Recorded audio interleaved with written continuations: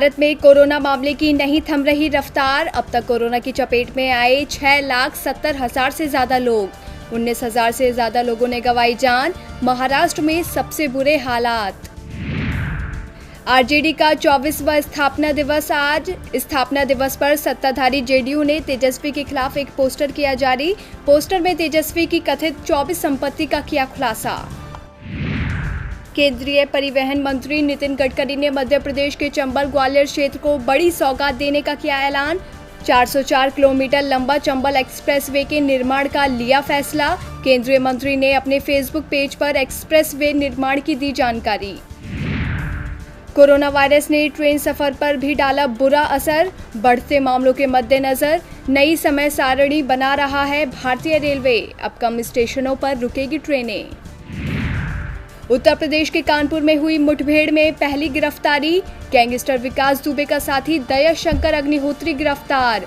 अब पूरे शूटआउट की होगी मजिस्ट्रेट जांच। शूटआउट में 8 पुलिसकर्मी हुए थे शहीद। साल का तीसरा चंद्र ग्रहण आज। सुबह 8:54 पर शुरू हुआ ग्रहण। 11:21 पर होगा खत्म। भारत में नहीं दिखेगा 2 घंटे 43 मिनट तक चलने वाला ग्रहण, इसलिए नहीं लागू होगा सूतक। भूकंप से रोजाना थर्रा रही भारत की धरती।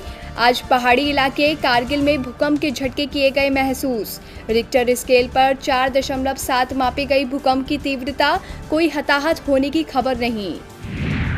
भारत पर फिर हो सकता है टिड्डी दल का हमला। सरकार ने 6 राज्यों को हाई अलर्ट किया जारी। टिड्डी सर्कल कार्यालयों की तरफ से राजस्थान, मध्य प्रदेश, पंजाब, गुजरात, उत्तर प्रदेश और हरियाणा में टिड्डियों से निपटने के लिए दवा का किया जा रहा है छिड़काव।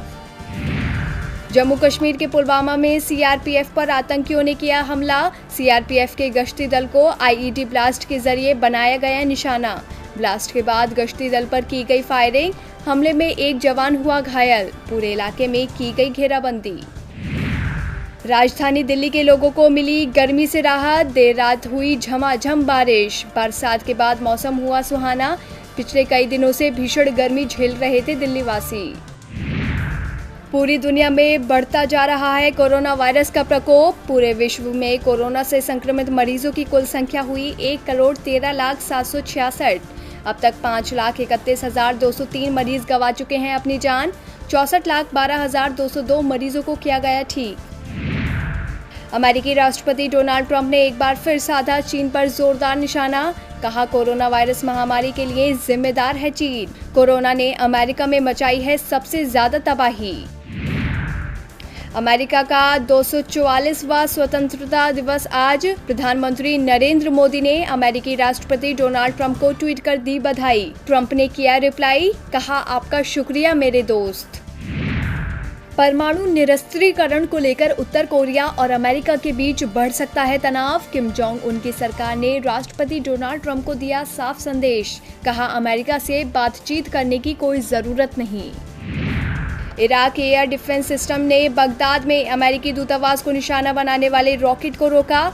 बगदाद के भारी किलेबंद ग्रीन जोन में स्थित है अमेरिकी दूतावास। स्थानीय मीडिया ने दी जानकारी। आयकर विभाग ने अप्रवासी ई कॉमर्स कंपनियों के लिए समान कर चालान में किया बदलाव। शुल्क व्यवस्था को 2020-21 के बजट में किया गया था प्रस्तावित। 7 जुलाई तक होना है पहली किस्त का भुगतान। सरकार के ऑनलाइन मार्केट प्लेस से जुड़े नियमों में होने वाला है बड़ा बदलाव। नए नियम में सामान या सेवाओं की खरीद करने वाली सरकारी विभाग और एजेंसियों को लेट पेमेंट पर देना होगा ब्याज। 1 अक्टूबर से लागू होगा नया नियम। भारत में ऐप डेवलपमेंट को लेकर इन्फोसिस के चेयरमैन नंदन नीलेकणी ने दिया बयान। कहा भारत भी बना सकता है चीन के टिकटॉक जैसा ऐप, लेकिन बिजनेस मॉडल तैयार करना भारत के लिए है बड़ी चुनौती। बड़ा डिजिटल एडवर्टाइजिंग मार्केट नहीं है भारत। वेंटिलेटर्स की सरकारी खरीद न होने से निर्माता हुए परेशान। वेंटिलेटर्स स्टॉक की भरमार से नुकसान होने की है आशंका। Association of Indian medical device industry ने की सरकार से वेंटिलेटर्स निर्यात से पाबंदी हटाने की मांग। व्हाट्सएप ने भारत में शुरू किया अपना ब्रांड अभियान ईट्स बिटवीन यू। अभियान के तहत कंपनी देगी जानकारी कैसे भारतीय सुरक्षित तरीके से संवाद करने के लिए प्लेटफॉर्म का करे उपयोग।